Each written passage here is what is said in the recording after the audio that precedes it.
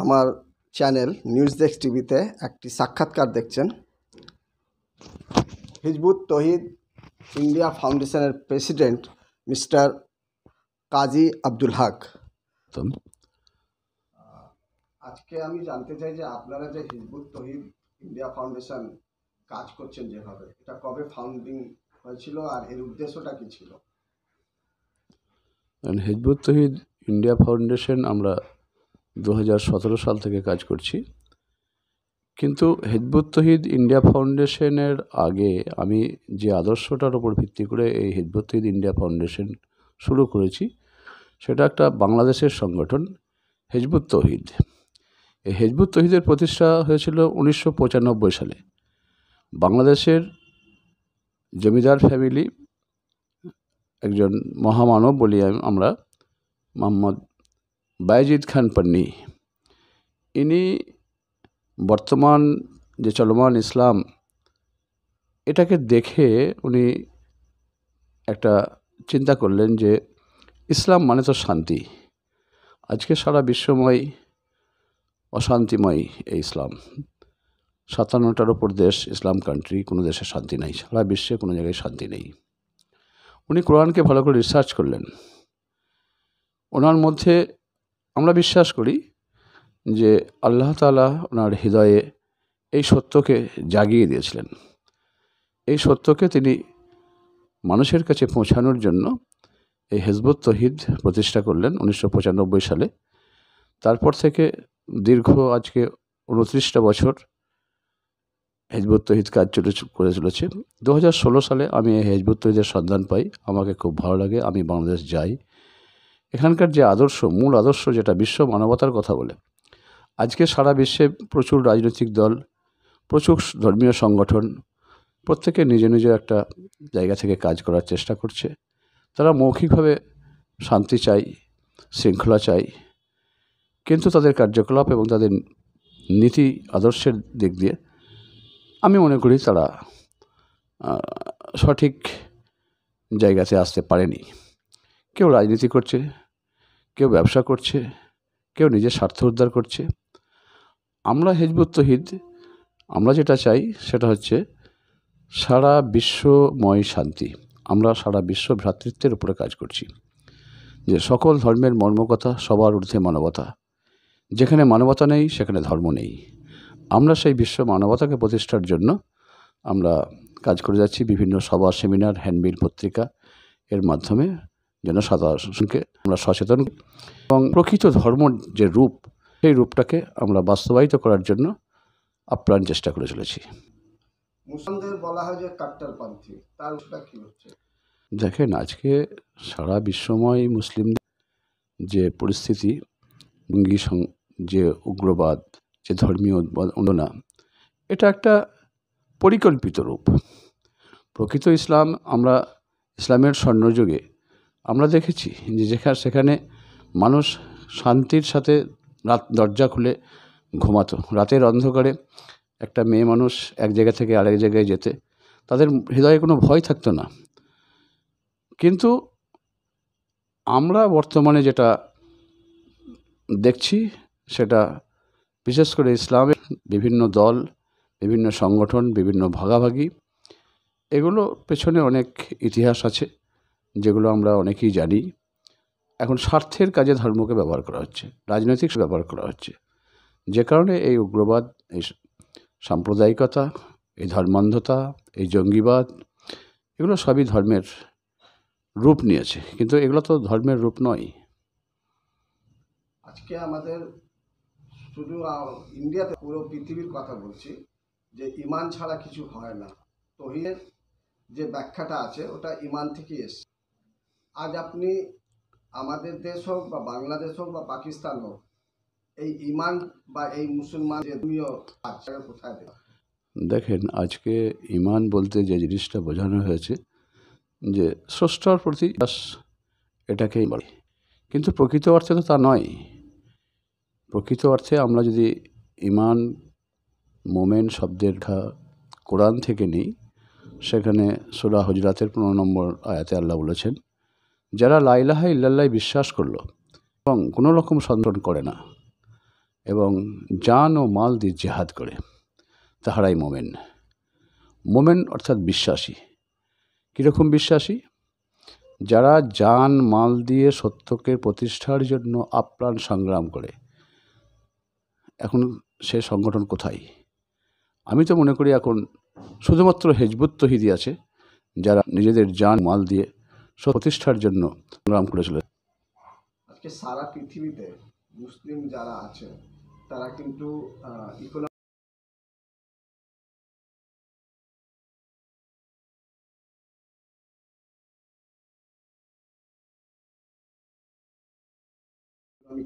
Economically মানে week হওয়ার কারণ আমি মনে করি এডুকেশন। কিন্তু সারা বিশ্বের টোটাল মুসলিম কান্ট্রিগুলোকে যদি আমরা বিচার করি, সেখানে কিন্তু ইকোনমিকের দিক দিয়ে সমস্ত দেশ কিন্তু পিছিয়ে নেই। কিন্তু কিছু দেশের যে সম্পদ আছে সেই সম্পদকে সঠিকভাবে ইউটিলাইজ করা হয় না। ইসলামের যে সাম্য, সেই ভ্রাতৃত্ববোধ, সেই জায়গা থেকে যদি সঠিকভাবে এই সম্পদকে ব্যবহার করা হতো, তাহলে কিন্তু পিছিয়ে পড়তো না। পিছিয়ে পড়ার মূল কারণ আমি মনে করি সুদভিত্তিক ব্যবস্থাপনা, তার সঙ্গে এডুকেশন। আমাদের বিশেষ করে ভারতবর্ষ, বাংলাদেশ, পাকিস্তান, এখানকার মুসলিমরা বেশিরভাগই পিছিয়ে আছে। তার কারণ তারা বর্তমান যে সমাজ সভ্যতা যাই বলি না কেন, এরা কমোডিটিকে ইউজ করে, অথচ ধর্মীয় গোড়ামিপনাতে এরা আবদ্ধ থেকে গেছে। এই ধর্মীয় গোড়ামি থেকে বেরিয়ে এসে যদি এরা প্রকৃত এডুকেশন নেয়, তাহলে আবার সেই জায়গায় পৌঁছে যাবে। মাদ্রাসাকে কত দায়ী মানছেন যে এডুকেশনের উপরে যে মাদ্রাসা যে পড়ালেখা হচ্ছে ওর মধ্যে কীভাবে চেঞ্জিং হওয়া উচিত? আমি মনে করি মাদ্রাসা সিস্টেম শুধু নয়, টোটাল এডুকেশন সিস্টেমই চেঞ্জ হওয়া দরকার। আজকে আমরা যেটাকে এডুকেশন বলছি, এই এডুকেশনে প্রকৃত এডুকেটেড পার্সেন্টেজ কতজনকে আমরা দেখতে পাই? আজকে বিভিন্ন জঙ্গি কার্যকলাপ, চুরি ডাকাতি, রাষ্ট্রীয় সম্পদ লুট, এগুলো কিন্তু কোনো গরিব মানুষ করে না। এগুলো যারা করে তারা এডুকেটেড। কিন্তু প্রকৃত অর্থে কি এরা এডুকেটেড? আমি মনে করি এরা কিছু লেখাপড়া করে কিছু কাগজের সার্টিফিকেট নিয়েছে এবং সেটাকে ব্যবহার করে স্বার্থ উদ্ধার করে, নিজস্ব ব্যক্তিগত স্বার্থ চরিতার্থ করে। বাংলাদেশি মৌলবাদীদের নিয়ে কি বলবেন? দেখেন, বাংলাদেশ আজকে সারা বিশ্বের মধ্যে এমন একটা দেশ যেখানটা সব থেকে ধর্মীয় উন্মাদনা সেখানে বেশি, সব থেকে ধর্মীয় ভাগাভাগ সেখানে বেশি, বিভিন্ন দল গোষ্ঠী সব থেকে বেশি। অথচ ইসলাম এক, ইসলামের যে ঐক্য, মানে আল্লাহ কোরআনের মধ্যে বলেছেন, তোমরাই সেরা জাতি, তোমরা সীসাডালা প্রাচীনের মতো ঐক্যবদ্ধ থাকো। আমরা সেখান থেকে সরে এসেছি। আজকে আল্লাহর যে বিধান, সেই বিধান পরিপূর্ণভাবে মানা হয় না। বাংলাদেশে বিভিন্ন গোষ্ঠী দ্বন্দ্ব, রাজনীতির স্বার্থের জন্য তারা ধর্মটাকে ব্যবহার করছে। এর পেছনে হয়তো আরও অন্যান্য অনেক রাজনৈতিক কারণ আছে সেখানে। আমি মনে করি যে বর্তমান যেটা চলছে, এটা আস্তে আস্তে একটা জায়গায় পৌঁছে যাবে এবং আমাদের হিজবুত তৌহিদ সেখানে ব্যাপকভাবে কাজ করছে। আমাদের রাষ্ট্রীয় ব্যবস্থাপনায় কীভাবে সংবিধান হওয়া দরকার সেরকম প্রস্তাবনা দেওয়া হয়েছে। আমাদের একটা বই সেখানে জমা করা হয়েছে রাষ্ট্রীয় ইয়েতে। বাংলাদেশ স্টুডেন্ট মুভমেন্টটাকে কিভাবে দেখছেন, যেটাকে বাংলাদেশে শেখ হাসিনাকে সেখান থেকে সরিয়ে দিল? দেখেন, যেটা নিয়ে সূত্রপাত হয়েছিল সেটা কোটা বিরোধী আন্দোলন। ছাত্রদের যে ন্যায্য দাবি, তারা সেই ন্যায্য দাবি নিয়ে আন্দোলনের পথে পা বাড়ায়। আমি মনে করি একটা কুচক্রী এই ইস্যুটাকে সামনে নিয়ে তারা তাদের স্বার্থ সিদ্ধি করেছে, আজকে যেটা প্রমাণিত। হিজবুত তৌহিদ বাংলাদেশে যে হিজবুত তৌহিদ কাজ করছে বা কাজ করতে পারছে না, তার জন্য বাংলাদেশ গভর্নমেন্টকে কি বলতে চাইবেন? বর্তমান যে সরকার, এরা কাজ করছে, একেবারেই কাজ করছে না তা নয়।